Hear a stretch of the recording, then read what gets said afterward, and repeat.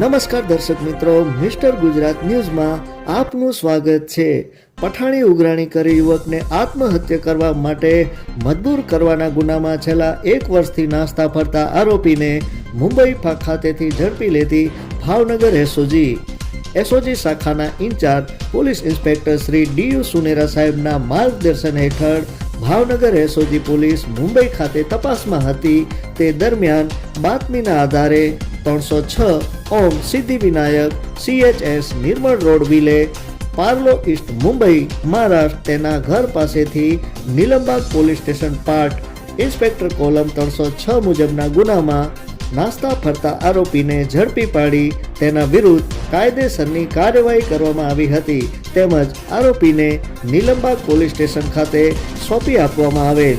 Report by Hasmukh Nimavat. જોતા રહો mister Gujarat news, સત્યતાની સાથે।